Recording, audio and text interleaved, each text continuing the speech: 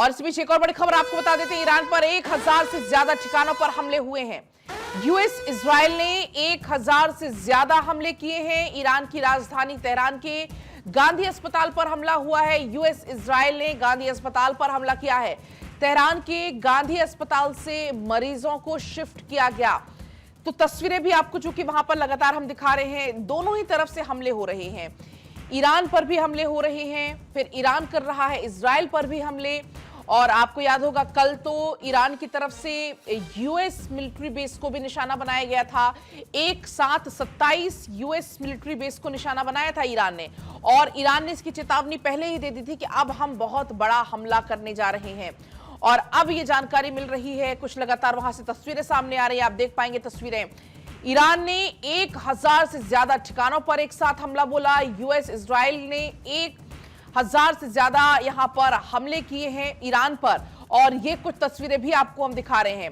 आपको याद होगा कल ट्रंप ने एक स्टेटमेंट दिया था कि अब हम ऐसा हमला बोलेंगे या अब हम ऐसा जवाब देंगे जो ईरान ने कभी सोचा नहीं होगा। क्योंकि ईरान ने पहले यूएस के बेस को निशाना बनाया था, इजराइल के 27 और यूएस के मिलाकर यहां पर बेस को निशाना बनाया था, और तभी ये ट्रंप ने कह दिया था कि अब जवाब हमारा होगा और ऐसा जवाब होगा कि ईरान ने कभी इसको सोचा नहीं होगा। तो ईरान या तो खुद समझ जाए, नहीं तो फिर हम समझाएंगे। इस तरीके से धमकी भरे लहजे में ट्रंप ने पहले ही कहा था। और उसके बाद ये जानकारी सामने आती है, बैक टू बैक हमले लगातार वहां पर हो रहे हैं। ईरान पर 1000 से ज्यादा ठिकानों को निशाना वहां पर बनाया गया। 1000 से ज्यादा हमले किए यूएस और इजराइल ने मिलकर। ईरान की राजधानी तेहरान को निशाना बनाया गया। वहां का जो अस्पताल था, गांधी अस्पताल, वहां की ये कुछ तस्वीरें भी आपको हम दिखा रहे हैं। यूएस इजराइल ने गांधी अस्पताल पर हमला किया। तेहरान के गांधी अस्पताल से मरीजों को शिफ्ट किया गया। इसी बीच एक और बड़ी खबर आपको बता देते हैं, अमेरिकी राष्ट्रपति डोनाल्ड ट्रंप ने बातचीत की है। इजराइल के पीएम नेतन्याहू से ट्रंप की बातचीत हुई है। बहरीन, यूएई के शीर्ष नेताओं से भी बातचीत हुई है। तो लगातार ट्रंप और नेतन्याहू कांटेक्ट में बने हुए हैं, बार बार बातचीत उनकी हो रही है।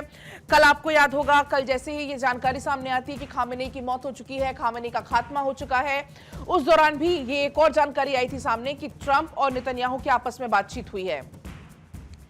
तो दोनों की आपस में लगातार बातचीत हो रही है, दोनों सामंजस्य बिठाकर लगातार साथ चल रहे हैं। और ऐसे में अब देखिए जानकारी है, इजराइल ने पीएम नेतन्याहू से, इजराइल के पीएम ने नेतन्याहू से बातचीत हुई है। ट्रंप की और नेतन्याहू की बातचीत यहां पर हुई है। और इसके अलावा बहरीन, यूएई के शीर्ष नेताओं से भी यहां पर बातचीत हुई है। तो इजराइल के पीएम नेतन्याहू और ट्रंप की बातचीत हुई है। अब चूंकि लगातार चारों तरफ से अपील की जाने लगी कि भाई अब आप शांत रहें, युद्ध कोई रास्ता नहीं है, बातचीत करें, समाधान निकालें, लेकिन ट्रंप की तरफ से यह बार बार कहा जा रहा है कि अब हम शांत बैठने वालों में से नहीं है। इसी बीच न्यूज एजेंसी के हवाले से एक और खबर आपको बता दें कि 4 हफ्ते तक युद्ध चल सकता है, ये ट्रंप कह रहे हैं। ईरान से बात होगी ये नहीं कह सकते हैं। हालांकि एक पोस्ट के जरिए ट्रंप ने एक तरीके से इम्यूनिटी की पेशकश तो कल की थी, लेकिन ईरान ने यह कह दिया था कि अब हम शांत होने वाले नहीं हैं, अब हम रुकने वाले नहीं हैं। अब ट्रंप ये कह रहे हैं, न्यूज एजेंसी के हवाले से ये जानकारी है कि 4 हफ्ते तक युद्ध चल सकता है, ईरान से बात होगी ये नहीं कहा जा सकता। यानी कि अभी सीज फायर जैसे कोई आसार होते हुए नजर नहीं आ रहे हैं, क्योंकि ट्रंप ने अभी साफ संकेत दे दिए हैं। हालांकि आप ट्रंप को कुछ कहा नहीं जा सकता, अनप्रेडिक्टेबल आप ट्रंप को कह सकते हैं कब क्या कर जाए, क्योंकि एक तरफ तो ट्रंप बार बार शांति की बातें करते हैं, दूसरी तरफ फिर ट्रंप ये कहते हैं कि अब हम ऐसा जवाब देंगे कि ईरान ने कभी सोचा नहीं होगा।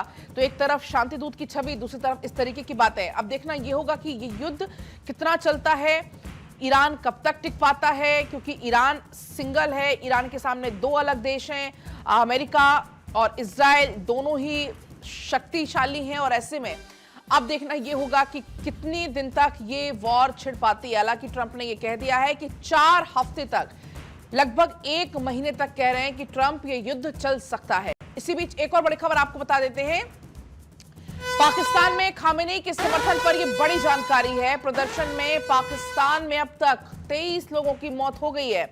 तो ये देखिए कुछ तस्वीरें भी आपको हम यहां पर दिखा रहे हैं, पाकिस्तान की ये तस्वीरें निकलकर सामने आई हैं। और अब तक 23 लोगों की मौत की भी जानकारी है। लगातार वहां पर प्रदर्शन हो रहे हैं। ये तस्वीरें भी आप वहां पर देख पाएंगे। अली खामेनी की मौत से पाकिस्तान में उबाल की तस्वीरें हैं। भीड़ ने अमेरिकी दूतावास उसके बाद यूएन बिल्डिंग में भी आग लगाई है और लोगों की मौत तक वहां पर हो रही है। आपको बता दें कि पाकिस्तान के कब्जे वाले गिलगिट बाल्टिस्तान क्षेत्र में स्कार्दू शहर है, वहां पर सैकड़ों प्रदर्शनकारी सड़क पर उतरे और खामेनी की मौत पर ईरान के साथ एकजुटता वो जताते हुए नजर आते हैं। प्रदर्शनकारियों ने अमेरिका की आक्रामक नीतियों का विरोध में भी वहां पर नारे लगाए हैं। इस दौरान कुछ प्रदर्शनकारियों ने स्कार्दू में संयुक्त राष्ट्र से जुड़े हुए कार्यालय में आग लगा दी। बिगड़ते हुए हालात को देखते हुए इलाके में सुरक्षा व्यवस्था कड़ी कर दी गई है। तस्वीरें आप यहां पर देख पाएंगे, लोगों में अफरा तफरी है, लोग भागते हुए भी आपको यहां पर नजर आ जाएंगे।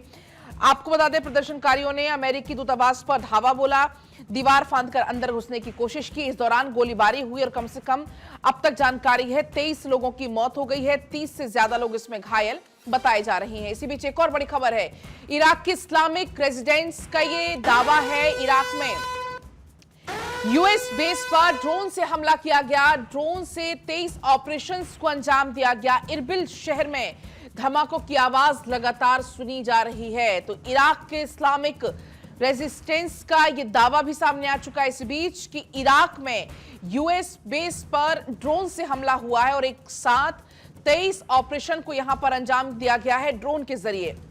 ये कुछ तस्वीरें भी लगातार वहां से मिल रही हैं। इरबिल शहर में धमाकों की आवाज भी गूंज रही है।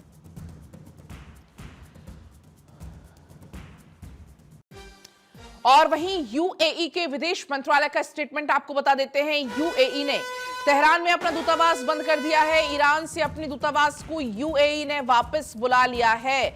तो ये जानकारी है क्योंकि अभी आपने देखा कि दुबई से कई सारी ऐसी तस्वीरें निकलकर सामने आई जहां पर बुर्ज खलीफा के बगल से भी कुछ मिसाइलें जाती हुई नजर आई, या वहां के एयरपोर्ट के हालात बहुत ज्यादा खराब हो चुके हैं।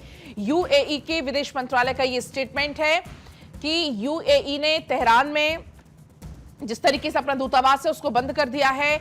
ईरान से अपने राजदूतों को बुला लिया है, यूएई वापस बुला लिया है क्योंकि स्थिति अभी बहुत ज्यादा खराब है और ऐसे में ईरान ने अपने राजदूतों को बुला लिया है, यूएई ने वापस बुला लिया है ईरान से। ये जानकारी आई है सामने। यूएई ने तेहरान में अपना दूतावास चूंकि बंद कर दिया है।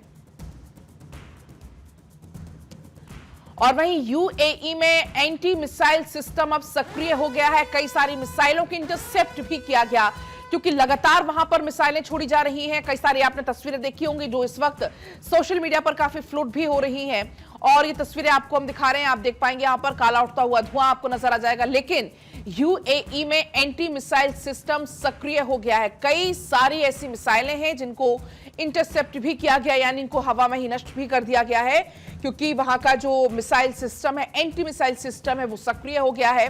हालांकि कई सारी मिसाइलें तो पहुंची भी अंदर, अब नुकसान कितना हुआ है वो देखना होगा, लेकिन कई सारी मिसाइलें ऐसी हैं जिनको इंटरसेप्ट भी कर दिया गया। और वहीं अमेरिकी नागरिकों की मौत पर ट्रंप का स्टेटमेंट, हमारे 3 लोग मारे गए हैं। डोनाल्ड ट्रंप ने यह कहा है, हम ऐसे नुकसान की आशंका थी, ऐसी स्थिति में हताहत होना असामान्य नहीं है, अंत में दुनिया के लिए एक बड़ी बात होगी।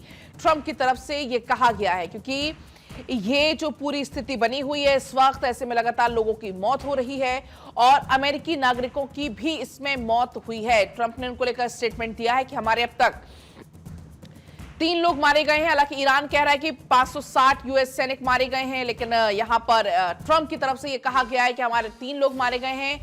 हमें ऐसे नुकसान की आशंका पहले से ही थी, मतलब ऐसी स्थिति का हमें अंदाजा था और ऐसी स्थिति में हताहत होना असामान्य नहीं है, अंत में दुनिया के लिए एक बड़ी बात होगी, ये ट्रंप की तरफ से कहा गया।